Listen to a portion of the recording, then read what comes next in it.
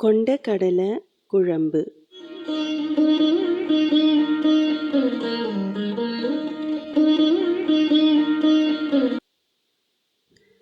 கொண்டக்கடலையை நான் over night ஊற வச்சுருக்கேன். 8 ஹவர் ஊற வச்சு அதை வேக வச்சு நல்லா ஒரு 3-4 விசில் விட்டு வேக வச்சுருக்கேன். உப்பும் மஞ்சத்தூளும் இட்டுட்டு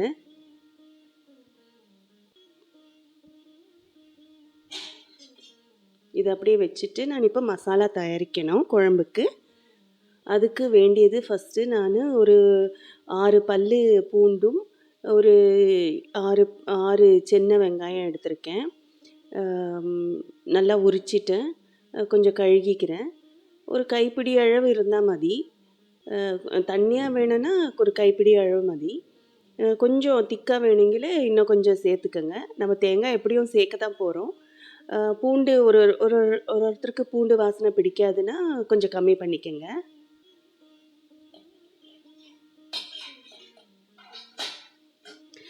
தேங்காவை துருவி மிக்சியில் ஜாரில் போட்டுட்டேன்.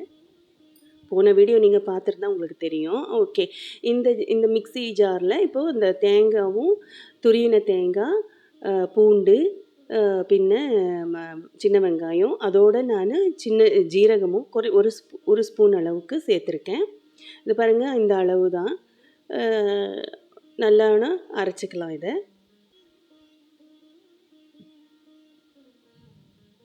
அரைச்சிட்டு வந்தாச்சு. கேஸை பற்ற வச்சுக்கலாம். இப்போ இந்த இதில் நான் மசாலா சேர்க்குறேன். தேங்காய் மசாலாவை சேர்க்குறேன். ஃபஸ்ட்டு நல்லெண்ணா கலக்கி விட்டுடலாம். இதோட 2 தக்காளி எடுத்துக்கணும். அந்த மசாலா நம்ம ஜார் இருக்கு இல்லையா, அதுலேயே நம்ம நல்லா கழுகி அரிஞ்சு போட்டுக்கலாம். ஒரே ஒரு 2 வாட்டி இது திருவுனா அதுலேயே நான் மிளகாத்தூளும் மல்லிப்பொடியும், அதாவது தனியா பொடியும் சேர்த்துக்குவேன்.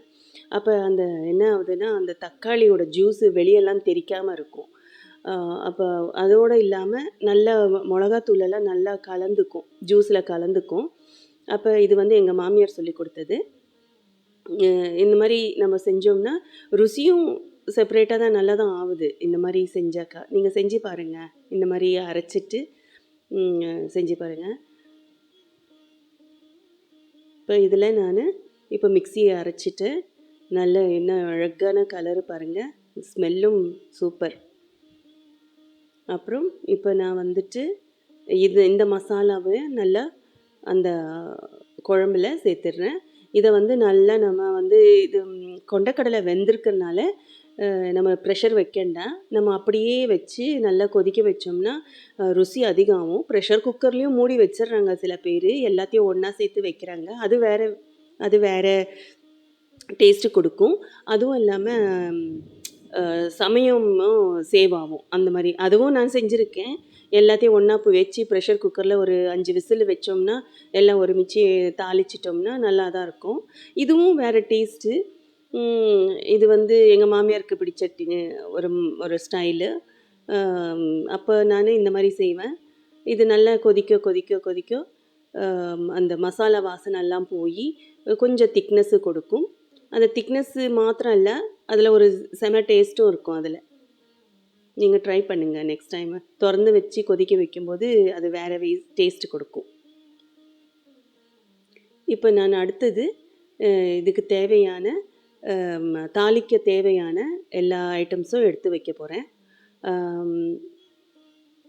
ஃபஸ்ட்டு கொஞ்சம் கன்ஃபியூஷன் ஆகண்டே இன்றைக்கி. ஓகே, இப்படியே சுற்றி வரேன். கண்டுபிடிச்சிட்டேன். ஒரு வெங்காயம் எடுக்கணும், இந்த சைஸு. நான் அதுக்குள்ளே இன்னொரு ஜோக் சொல்கிறேன். வேறு எது எடுக்கிறேன்னு தெரியல. கஸ்டமர் இட்லி ஏன் சாஃப்டாக இருக்குமான்னு கேட்குறாங்க. அதுக்கு சர்வர் சொல்கிறாரு, இட்லி சாப்பிட்டா எப்படி இருக்கும்? வயிற்றில் தானே இருக்கும். கடிச்சிட்டேனா? சரி, இப்போ நான் கருவேப்பிலை எடுத்துகிட்டு வந்தேன். அதை நான் நல்லா கழுகிட்டு இப்போ வெங்காயமும் கருவேப்பிலையும் அரிஞ்சு வச்சுருக்கேன். இந்த பலகை ரொம்ப கருப்பாக இருக்குது, ஏன்னா நான் எப்போவுமே கழுகி கருப்பாகிடுச்சு.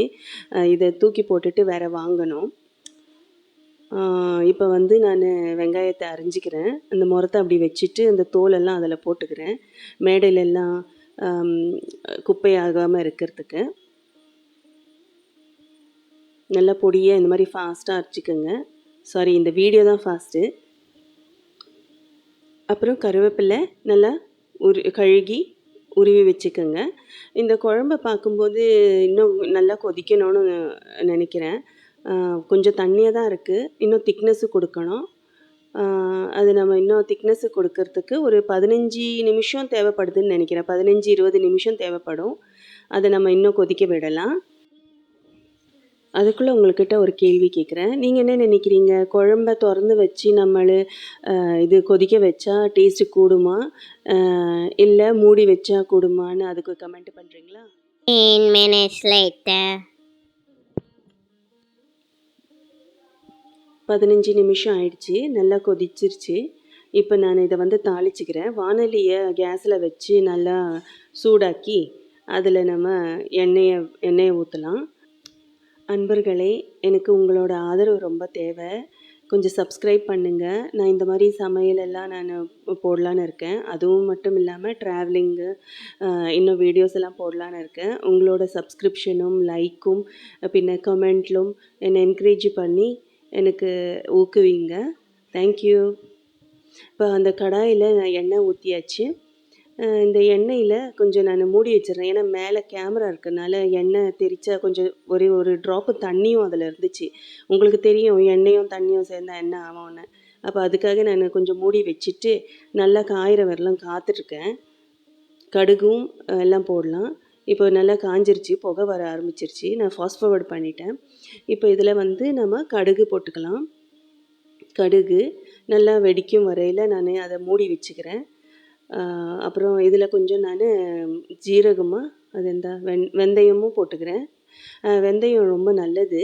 இது வெந்தயம் வந்து ஊற ஊற அந்த குழம்புல செப்பரேட் டேஸ்ட்டும் கொடுக்கும். அது ஊற ஊற ஒரு கசப்பு தன்மையில் கொடுத்து அது ஆக்சுவலி நமக்கு நல்ல டேஸ்ட்டு தான் உண்டாக்கும் தவிர கசப்பு தன்மை உண்டாக்காது.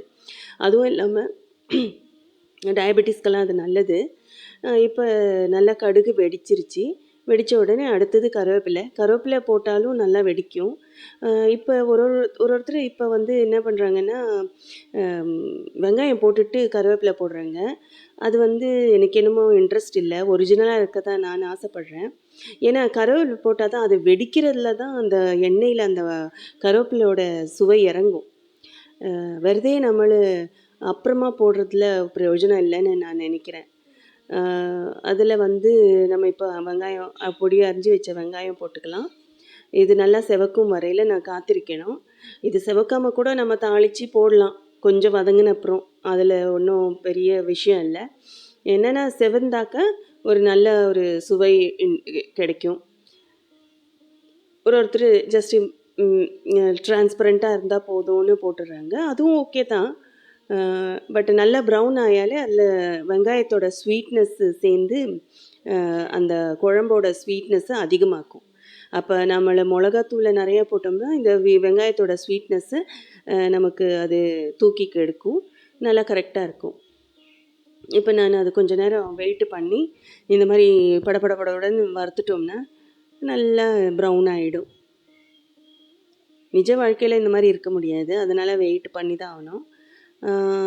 அப்புறம் இதில் பொடியாக அரிஞ்ச கொத்தமல்லி, நல்லா ஃப்ரெஷ்ஷாக கொத்தமல்லி போட்டுக்கிறேன். அப்புறம் இதில் நம்ம இப்போது இந்த தாளித்த வெங்காயம், கடுகு, கருவேப்பிலை, வெந்தயம் நல்லா பொரிஞ்சுது. இதில் காஞ்ச மிளகாவும் போடலாம். പക്ഷേ நான் என்னவோ மறந்துட்டுருக்கேன். இல்லை வீட்டில் இல்லையான்னு தெரியல. சரி, அதை போட்டு நல்லா குழம்புல கலக்கி விட்டுறலாம். சுவையான குழம்பு தயார். எனக்கு நீங்கள் சப்ஸ்கிரைப் பண்ணுங்கள் சேனலை. தேங்க்யூ. இப்போ குழம்பு தயார். இப்போ நான் ஒரு ப்ரெசன்டேஷன் பண்ணுறேன். எப்படி இருக்குது பாருங்கள்.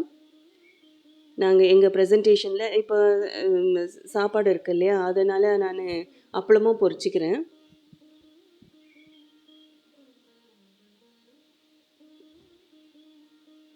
எண்ணெயில் நல்லா பொரிச்சாக்க ரொம்ப நல்லாயிருக்கும். தேங்காய் எண்ணெயில் பொரிச்சா இன்னும் நல்லாயிருக்கும் அப்பளம். நாங்கள் வீட்லேயே அப்பளம் செய்கிறோம். அதை வந்து நான் உங்களுக்கு ஒரு நாளைக்கு அந்த அந்த வீடியோவை நான் போடுறேன். ஏன்னா வெளியில் வாங்குகிற அப்பளம் எனக்கு என்னமோ ட்ரஸ்ட் இல்லை. அது கரெக்டாக தான் கரெக்டாக ஹைஜீனிக்காக பண்ணுறாங்களான்னு எனக்கு தெரியல. அதனால் நாங்கள் வீட்லேயே அப்பளம் செஞ்சுக்குவோம். தேங்காய் எண்ணெயும் நாங்களே வீட்டிலே ஆட்டுக்கிறோம். அதுவும் என்றைக்கு நான் வீடியோ போடுறேன், பார்க்கலாம்.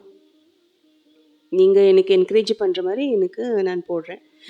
அப்போ ஏதோ எங்களோட ப்ரெசன்டேஷனு இது பிளேட் எடுத்தேன், அதில் சாப்பாடு போட்டேன், அது மேலே குழம்பு ஊற்றுறேன். ஒரு 4-5 கரண்டி ஊற்றிருக்கேன்.